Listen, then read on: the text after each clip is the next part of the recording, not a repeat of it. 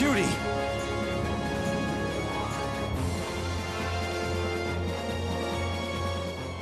She's sleeping. She must be exhausted.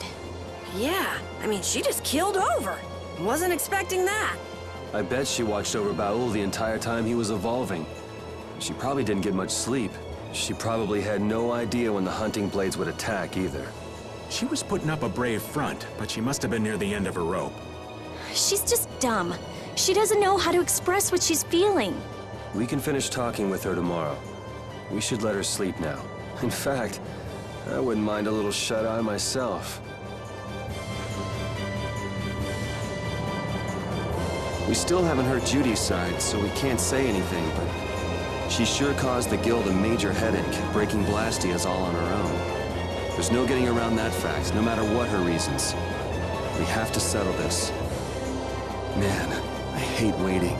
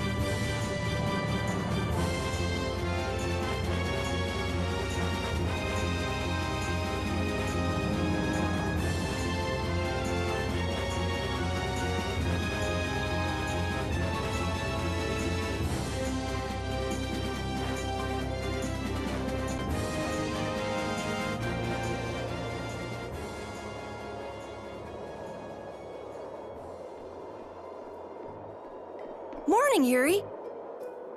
Morning. It's a beautiful morning, but even as we stand here, the air is out of balance, and our world may already be dying. That's right. Well, look who's feeling better. In the past, these slight fluctuations of the air have not negatively affected our world. There have always been beings who maintain the balance by sensing changes in the airflow, beings like Pharaoh and Baul, the Intellikeia. So the Entelekea were responsible for keeping the air balanced. For ages, the Entelekea have regulated the air, but the recent increase has been greater than they could control. Which is being caused by the Hermes Blastia. And which is also why you were going around taking down as many of them as you could. Yes, that was my mission. The path I walk with Baul, to whom I owe my life. The path you walk. Now some would even hunt the Entelekea for Apatheia. This has made the mission of the Entelekea even more difficult. Why is everybody so crazy about these Apatheia anyway? I'm afraid I don't have an answer. The air an Entelekea absorbs becomes condensed within its body over time. When its life is at an end, that condensed air forms a crystal, an Apatheia. That's all I know. I imagine Pharaoh could shed more light on the subject, though. So Apatheia are crystals of concentrated air. If that's true and the energy could be extracted from the Apatheia, it would be a source of overwhelming power, I'm sure. Could we really do that? I don't know. I bet somebody wants to use these things for the wrong reasons. Why didn't you just tell us all this from the beginning? Seriously, we could have avoided all this trouble if you just talked to us. Am I wrong? Even if you had known, there are things not even you could have prevented. What do you mean? I showed up at Heliord because Baul had sensed a disturbance in the air. Where there was a disturbance, there was sure to be a Hermes Blastia. But what I found there was not a Blastia, it was a person. That had never happened before. So it wasn't like you were looking for Estelle in particular back at Heliord. Yet for some reason, Baul perceived Estelle as a disturbance in the air. I had to find out why. For the sake of the path I've chosen, it was at that time that Pharaoh first appeared. He seemed to have some idea who Estelle was. My mission was to destroy all the Hermes Blastia. However, Estelle was obviously not a Blastia. I needed to make absolutely certain. I made a deal with Pharaoh, and he agreed to grant me some time. You mean... If it became apparent that her existence posed too great a threat, then I would kill her. You what? Settle down. Obviously, Judith reached a different conclusion. All right, I get it. Belius said you possess a heart of compassion. If you can communicate that to Pharaoh somehow, you may learn what you should do. Hey, there's no real reason for you to fight Pharaoh anymore, right? I mean, we know the Hermes Blastia are what's causing the problem and everything. If we just make sure the Apatheia don't fall into the wrong hands... I still want to meet Pharaoh. I want to hear what he has to tell me. But... Please try to understand. I have to know more about myself and take responsibility for who I am. all right. Sorry, Yuri. I don't think we can decide what to do about Judith right away. I promise not to leave again until things have been settled, as you said. I need to accept that responsibility myself. Let's go and find Pharaoh. We'll finally be getting around to one of the first things we set out to do. We can work out the rest once this is finished. There is a rocky crag in the center of the sands of Kogor. That is where Pharaoh lives. Baul can take us there. Okay, let's go. This meeting's been a long time coming. I can communicate with Baul, but there are still a few things you should know. Like what? Baul can only land on the ground in wide, open spaces, so you won't be able to dismount on steep mountain ranges or in narrow canyons. Can't he land on water? Water's no good either. Really? He looks like he'd be a good swimmer. Yeah, he'd sink like a rock. Huh. Who knew? But that's why we have a ship, right? Right. If you'd like to get down onto the ocean, let me know. Baul will set our ship down there for us. Okay, but what should we do when we want to fly again? Use Baul's horn to call him to you. Bowels. That's all there is to it? Every Entelekea has a special region in its brain that can be used for communication with a special power Critians possess. Huh. So we can get a hold of him by using that. Right.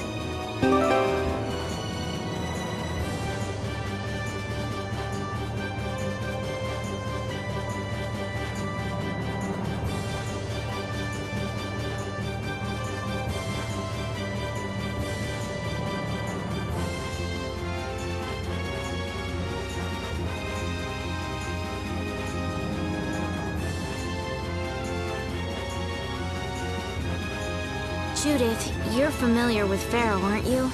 Is he really as scary as he seems? Well, let's see.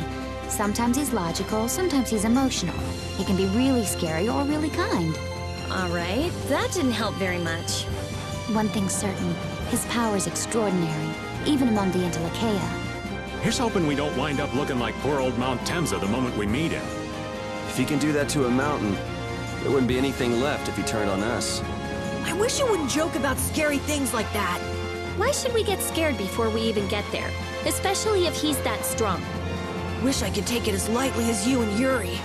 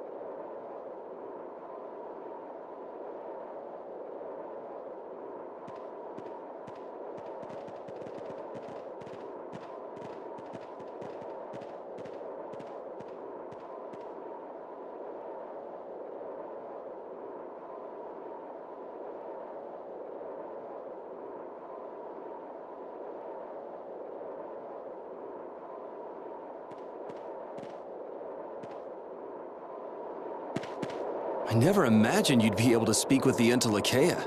Well, I use a Critian technique to do it. Wait, do I detect a little jealousy? Maybe. Right, Rapide? Yuri, you want to talk to Rapide? I think the two of you understand each other well enough already. I got him pretty well figured out, but I don't know if he understands me. I think he feels the same way. Well, he doesn't seem to be here. Maybe he's off somewhere taking a nap. Pharaoh, you are here, aren't you?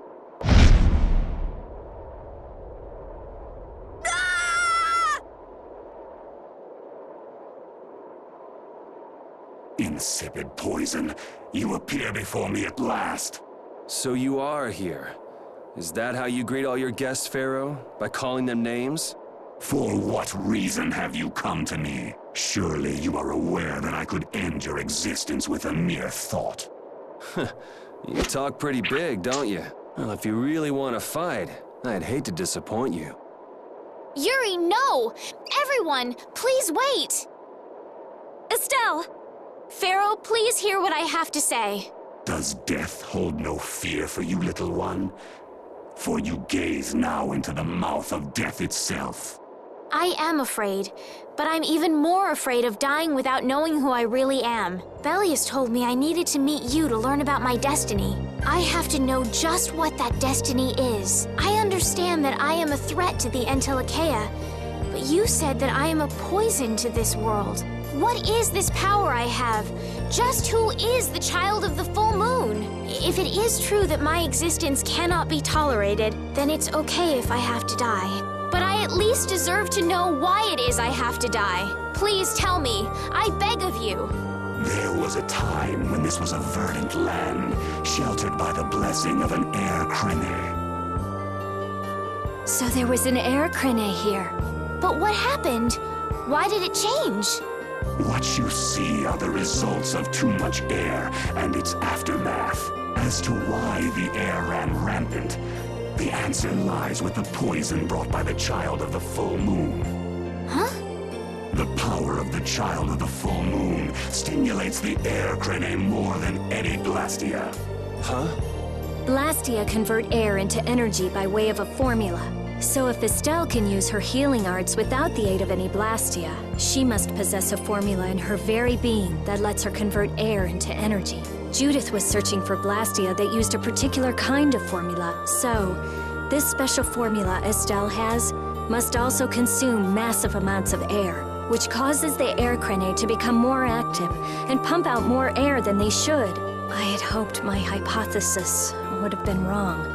Then It is as she has said. With each use of her power, the child of the full moon uses far more air than the Blastia.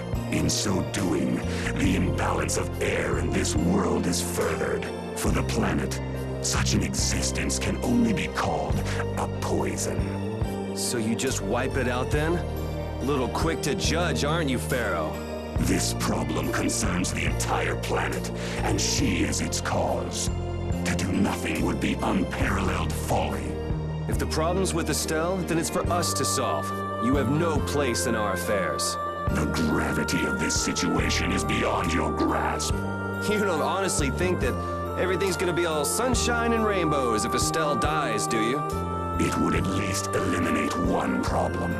Pharaoh, at Heliord I stopped myself. And again at Dawngrest I stopped you. What I thought was a Blastia turned out to be a human. Before I realized it, I had lost my way. I never thought this child could be as great a danger as you had said. And due to your confusion, I granted you the time necessary to see things as they are. As a result, my sister Belius is now lost to me. Enough. This power will bring only ruin. Not sure I understand all this, but if her power's the problem, why can't she just not use it? There can be no guarantee she will not try to use the power. That's true. She does have trouble turning a blind eye to things happening around her. Someday she will surely use her power to help someone. However, as long as she keeps that spirit of compassion, she cannot only be seen as harmful. She is not like a Blastia. I know that you can feel the difference. Compassion alone will not save this world.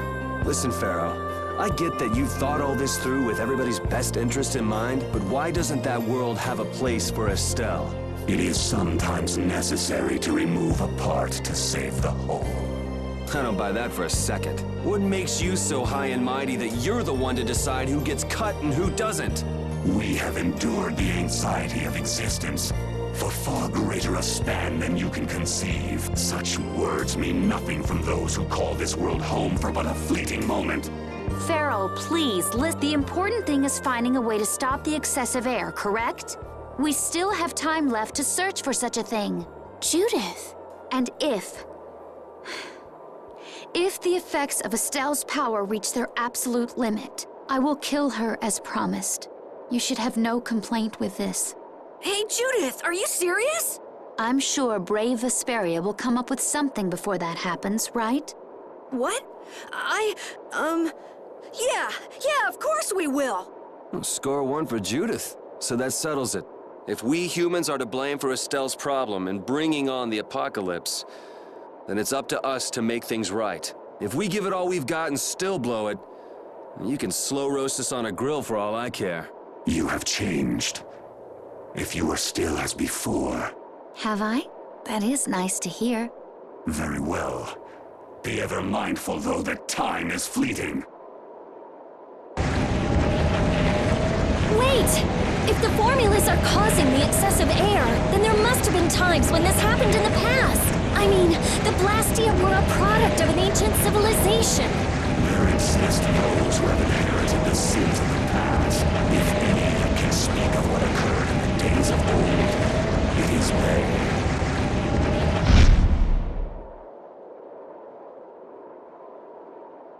He's gone.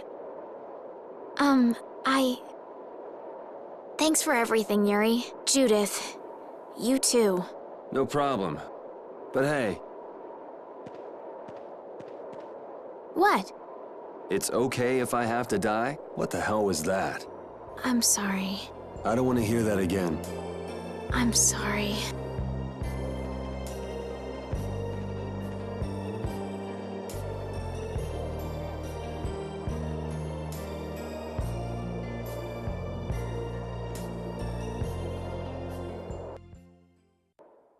Man, I was really worried there for a while. We were pretty lucky that bruiser was in a mood for conversation. Poor Raven's heart can't handle that sort of stuff anymore. If he really wanted to kill Estelle, he'd have attacked us immediately. And that's what I can't figure out. I imagine Pharaoh was conflicted as well. He hid himself from us in the desert to see just what we were made of. Huh. Maybe he wasn't as bad as we thought after all. You might be right. I get the feeling he'd do whatever's necessary when push comes to shove. That sounds like you. Maybe. But what are we gonna do, Yuri? You heard what he said. We're going to fix the problems the air's causing, and that's all. That's easier said than done. We're pretty much at square one, you know. There's no doubt that the formulas are related somehow to the air getting used up. We need to find out about the ancient Blastia, and if they went berserk or not. If we had that kind of information, it might give us a clue. Ask those who have inherited the sins of the past about the days of old. Or at least that's what Pharaoh said. The Critia were the ones to invent the Blastia. In other words, we need to ask a Critian who is still familiar with the old stories. Yeah, the Critia are often credited as the inventors of the Blastia. There isn't much left of the Critian city of Timza, though. Things might be different if we had somewhere else to look. The hidden city of Miorzo. It is far older than Timza, and the birthplace of the Critia. The first Blastia also originated there. Really? Well, what do you know? You wouldn't happen to know where this Miorzo might be, would you, darling? I've heard that name somewhere. There was a Critian in Ospio. I'm sure they mentioned something about it. Do you think that person might still be there? Well, there's no harm in checking it out. Judith, are you coming with us? I should. We still have the issue of the guild to straighten out. So, to Ospio then.